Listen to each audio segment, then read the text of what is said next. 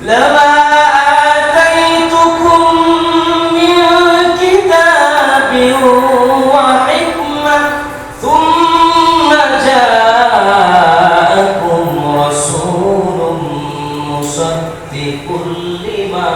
معكم لتؤمنن به ولتنصرنه قال أأقررتم وأخذتم على ذلكم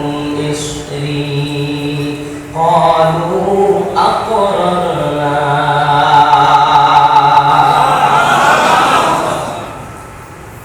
ليحاسن بيراما আল্লাহ পাক তার হাবিবকে বললেন দোস্ত স্মরণ করে সেই সময়ের কথা যখন আমি আল্লাহ পাক আরবে আল্লাহকে তামাম নবীদের রূপ মোবারক এক জায়গায় করে আমি আল্লাহ পাক তাদের থেকে অঙ্গীকার নিয়েছিলাম ওয়াদা নিয়েছিলাম সুবহানাল্লাহ লামা আতাইতুকুম মিন কিতাবিন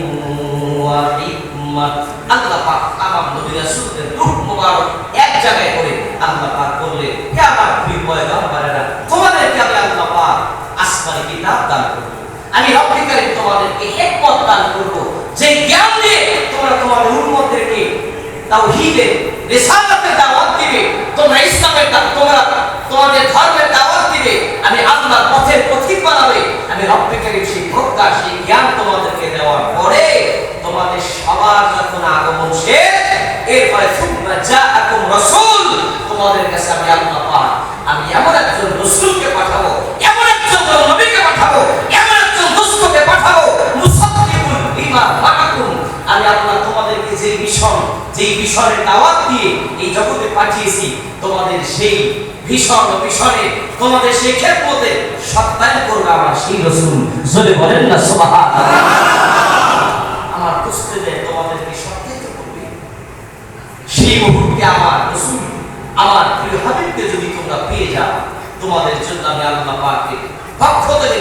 দায়িত্ব দেওয়া হলো অবশ্যই লাতুমিনুন্না বিহি তোমরা আমার সেই রাসূলের উপরে তোমরা সবাই ঈমান এনে ফেলবে সুবহানাল্লাহ রাসূলে কোন সুবহানাল্লাহ